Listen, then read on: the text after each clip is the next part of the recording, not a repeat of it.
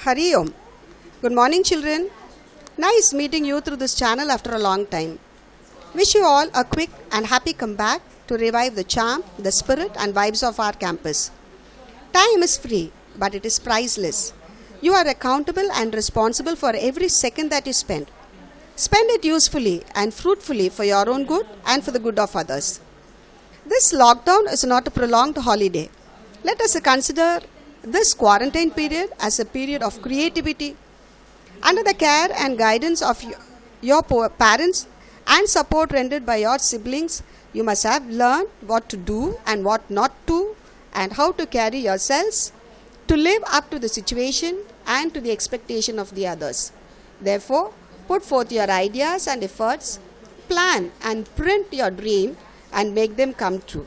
God bless you. Have a happy day. Now let us do with our English lesson. Two Gentlemen of Verona.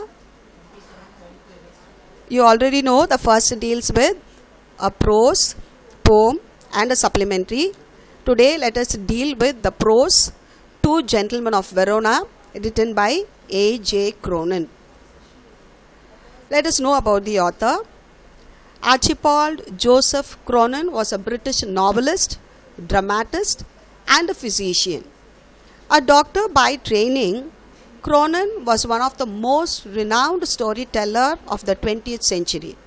Many of his stories have emerged from his medical career and are noted for their narrative skill, deep social conscience, and finely drawn characters. Cronin's books were not only bestsellers, but some of them were made into successful films and were adapted for radio and television. Drawing inspiration from an early play of Shakespeare, he wrote Two Gentlemen of Verona.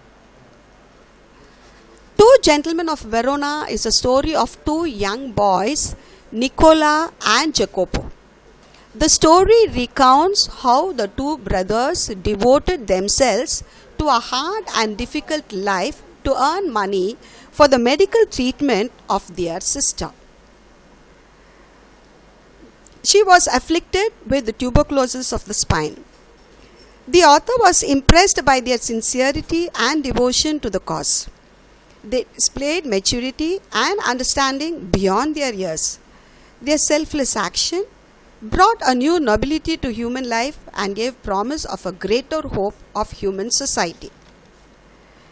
Now, children, I want you to listen to the story. You may just go through the pictures and the points given there later after listening to the story. It's a very simple. What is given there in your text is a consolidated or it is summarized so that you will know the gist of the story. First, the opening scene is at the outskirts of Verona. Two young boys stopped the narrator on the outskirts of Verona. They were selling wild strawberries. The elder brother Nicola was 13, while the young brother Jacopo was nearly 12. Both were in rags. He was strangely attracted towards them. Their earnestness in their eyes touched the narrator. He bought their biggest basket of fruits in spite of Liggis, his driver, protests. Next morning, the narrator saw both the brothers bending over shoeshine boxes in the public square. They were doing a brisk business. They not only picked up fruits, but also did many other things to earn a living. Often they showed visitors round the town to Juliet's tomb and other places of interest. They proved extremely useful to the narrator and his driver Liggi. They could buy a pack of American cigarettes or get seats for the opera. They could be relied upon to satisfy their needs. They shined shoes, sold fruits, and hawked newspapers, took tourists around the city, and did all odd jobs for others to earn money. One night, the narrator saw both the brothers resting on the stone pavement. Jacopo's head was resting upon his elder brother's shoulders. He was asleep. It was nearly midnight. Nicola told them that they were waiting for the last bus from Padua. They could sell all their papers when the bus came in there. The narrator thought that they must earn quite a lot. They worked so hard and ate so little. They spent nothing on their clothes. The narrator thought that perhaps they were saving up to emigrate to America, but they had other plans. The author was to leave Verona on Monday. He asked the brothers if he could do anything for them before leaving. Jacopo told that every Sunday they made a visit to the country to Poleta, 30 kilometers from there. Usually they hired bicycles to go there. He asked the narrator if he could send them there in his car. Liggi had taken the Sunday off, but the narrator replied that he would drive them out himself. The following afternoon, they drove to a tiny village. The two brothers came out of the car and went towards a red-roofed villa. They promised to be back within an hour. The narrator found a grilled slide entrance. He determinedly rang the bell. A pleasant-looking young woman appeared in the white uniform of a trained nurse. She led him into the hospital. She stopped at the door of a little cubicle. She asked him to look through the glass partition. The two brothers were seated at the bedside of a girl about 20. She resembled her brothers. She was listening to their chatter. The nurse asked the narrator to go in. Lucia would be pleased to see him. The narrator did not want to intrude upon that happy family party. He begged the nurse to tell him all she knew about those boys. Nicola and Jacopo were quite alone in the world except their sister Lucia. Their father was a widower. He was a well-known singer and was killed in the early part of the war. A bomb had destroyed their home and they were thrown into the streets. They rebuilt their house using the rubles. They suffered horribly. They faced starvation and were exposed to the cold winter. They hated the Germans who brought all these troubles on them.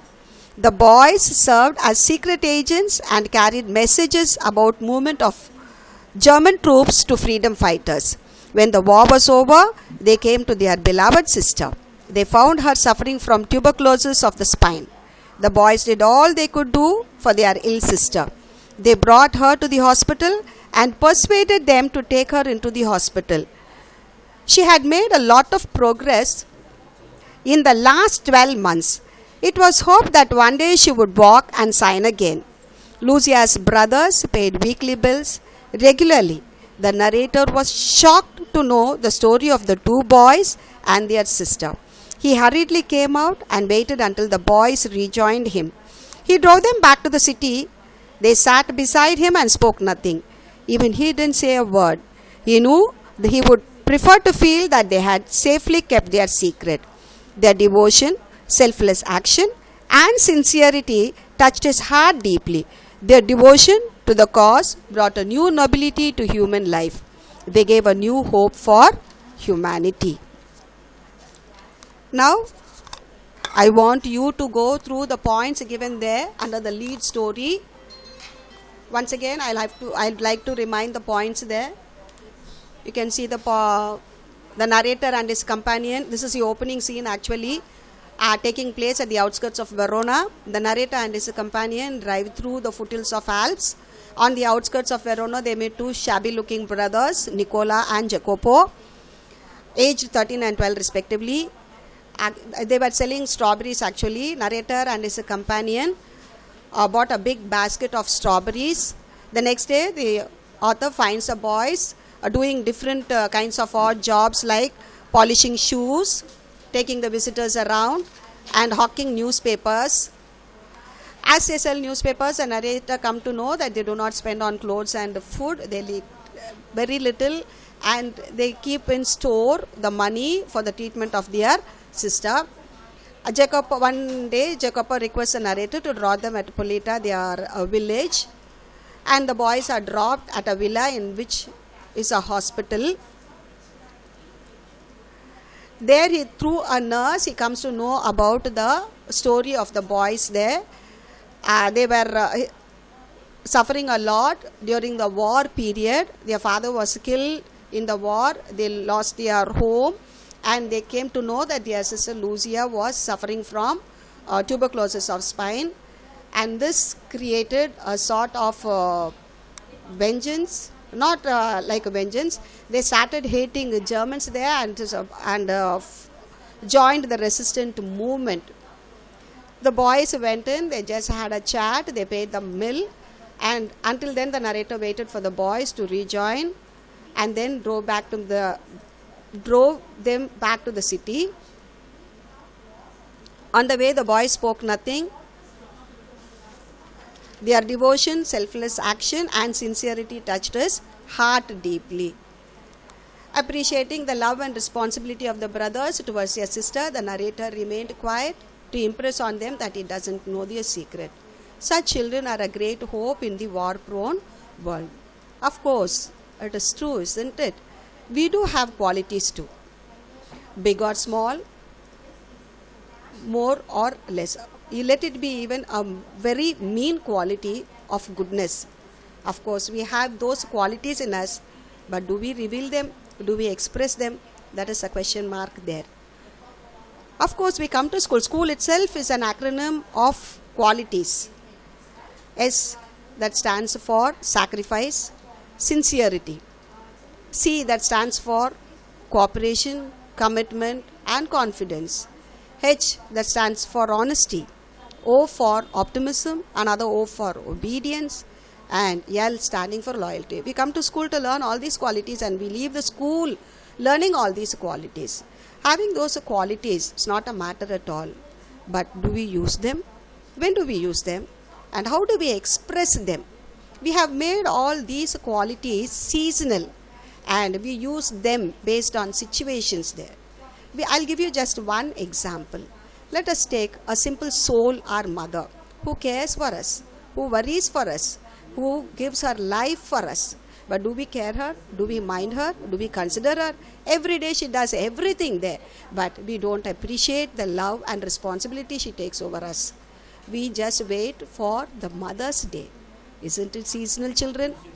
Of course, it is seasonal.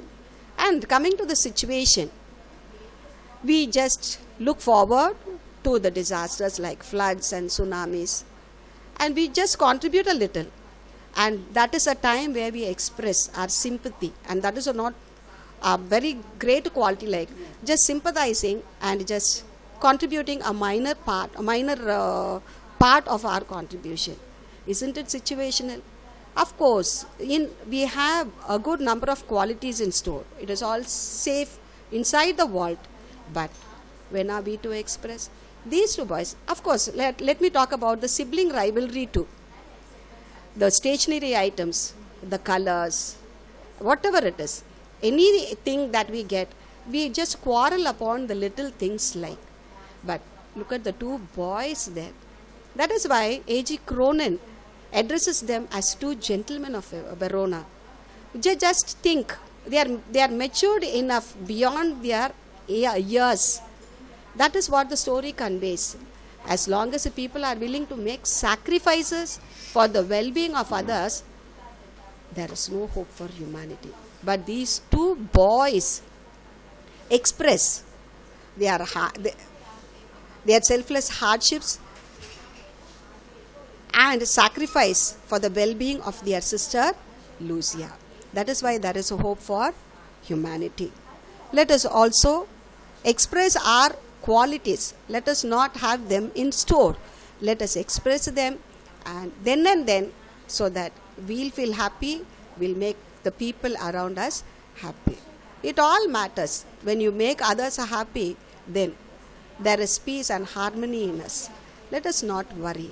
Let us express our qualities and let us become a gentleman too. With this, I wind up the lesson. I want you to go through the story given as key points so that you will remember the story better. As assignment, I've just given you just 4 questions. It can be your own answers. What do you infer from the title?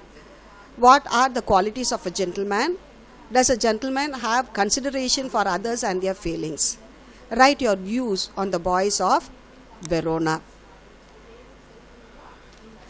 I think I'll just wind up with this session, and tomorrow let us proceed with the poem The Castle. Thank you, children.